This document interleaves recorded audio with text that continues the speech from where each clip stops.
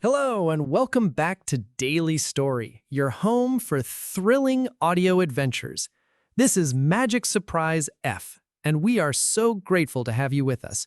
If you enjoy our tales, please consider hitting that like button, sharing this episode with a friend, and subscribing to the channel so you never miss a story. Now, get comfortable, and let's begin today's audiobook. Tonight, we explore a desperate bargain and its terrifying price. This is The Man Who Lost His Shadow. My name is Arthur Penn. For 1 month, I was the luckiest man alive. I had money, success, and the adoration I craved. The only price I paid was my shadow.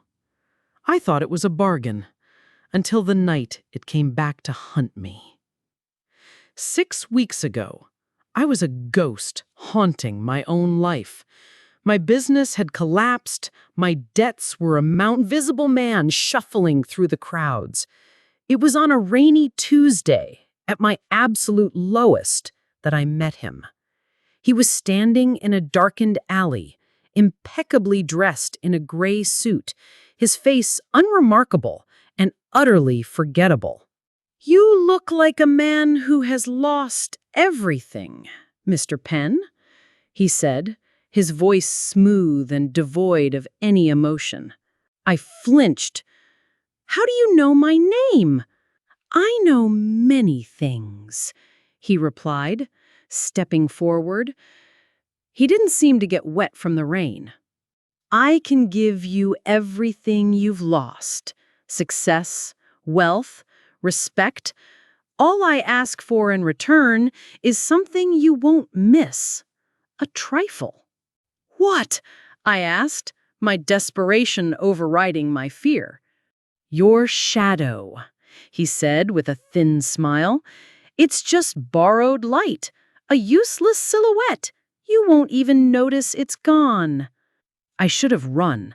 I should have screamed, but all I could see was a way out of the abyss.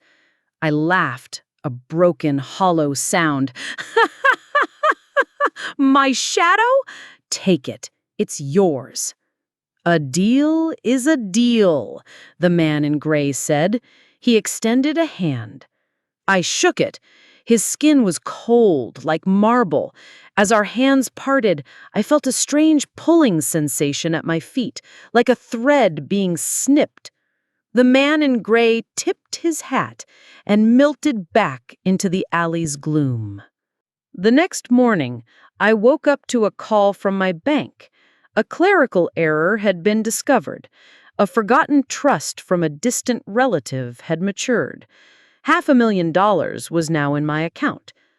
That same day, a competitor offered to buy my failed business for 3 times its original worth.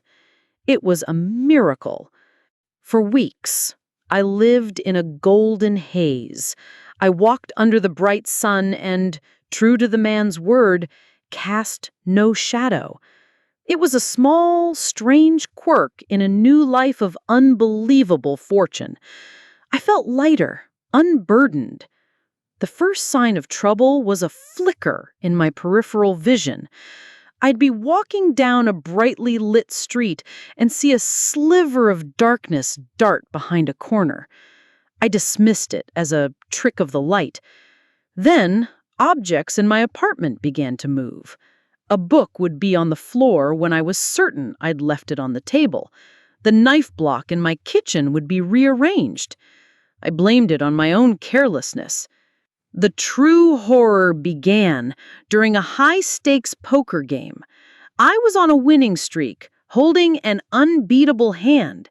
As I prepared to reveal my cards, a shadow fell over the table, sudden and impossibly deep. It wasn't cast by anything. It was a pool of pure, predatory blackness. For a split second, it coalesced into a familiar shape, my shape, before dissolving. In the ensuing confusion, my winning cards were gone, replaced with a worthless hand. I lost everything I bet. I started seeing it everywhere, A tall, thin figure of absolute black, lurking in doorways, its form mimicking my own, but elongated, twisted, like a caricature of malice. It was my shadow, and it was no longer mine. It was sentient. It was hateful. It resented being cast off. I realized the collector hadn't just taken my shadow, he had severed it from my soul, leaving it to fester with all the darkness I possessed, my greed, my envy, my despair. And now it was hunting me. It wasn't just trying to sabotage my new life, it was trying to take it. It wanted to be the body, and it wanted me to be the silhouette. I barricaded myself in my brightly lit apartment, turning on every lamp I owned. But light creates shadows, and it used them as gateways. One night, I watched in terror as the shadow under my couch began to stretch, to deepen. It rose from the floor, a two-dimensional nightmare peeling itself into the third dimension. It had my face, but its eyes were empty voids, and its smile was a razor-thin gash of absolute malice. It couldn't touch me in direct light, but it was learning. It could manipulate shadows, stretching them, using them to trip me, to knock things over. It was a relentless, silent tormentor. I knew I couldn't run. I had to confront it. I had to find a place with no shadows. An idea sparked, a desperate, insane plan. I grabbed the most powerful flashlight I could find and ran from my apartment, the shadow flowing down the stairs behind me like a river of ink. I drove to the old abandoned power substation on the edge of town, the shadow trailing my car, a featureless phantom flitting between streetlights. I broke into the main control room. It was a cavern of concrete and steel, silent except for the hum of dormant transformers. I found the main breaker for the exterior yard lights. With trembling hands, I threw the giant switch. The world outside the control room window erupted in a blinding, sterile glare. A dozen high-intensity floodlights blasted the gravel yard from every conceivable angle, annihilating every shadow, every hint of gray.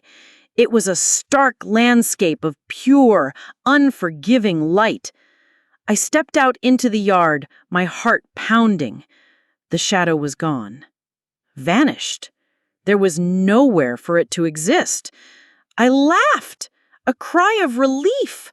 I had won! But as I stood there, basking in my cleverness, I felt it again. That cold, pulling sensation. I looked at the bleached white ground around my feet.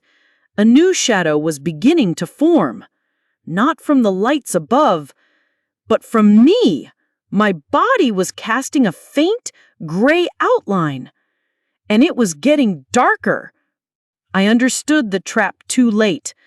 The collector's deal wasn't about trading my shadow for success. It was about severing me from my own darkness. By casting it out, I had made it stronger. By trying to destroy it with light, I was only forcing my body to create a new one.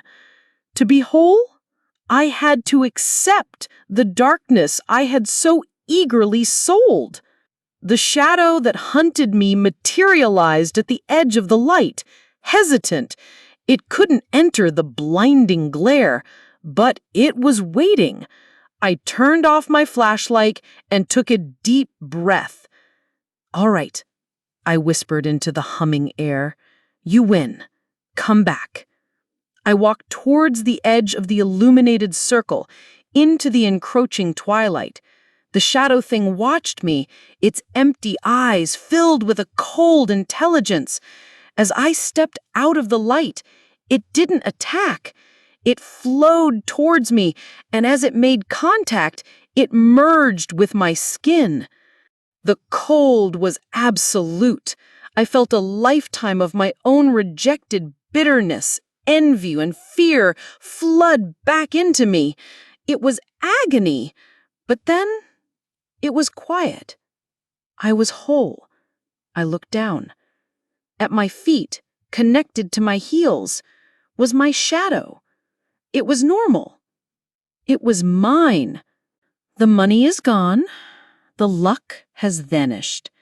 I am back where I started, but I am no longer invisible. I am complete. But every now and then, when I'm not paying attention, I see my shadow move. The woman does not like to be kept waiting. It stretches a little too long, or the fingers curl a little too sharply. It's a constant reminder of the bargain I made and of the darkness that now lives within me, waiting. Thank you for listening. Be sure to join us next time on Daily Story, when a young couple buys an antique mirror that doesn't just reflect their new home, it reflects the room as it was decades ago, and the horrific crime that happened within it, in the reflected room. That was The Man Who Lost His Shadow. We hope it sent a chill down your spine. This has been a production of Daily Story on the MagicSurprise F channel. Don't forget to like, share, and subscribe for more audiobook adventures every week. Until next time, listen closely to the silence.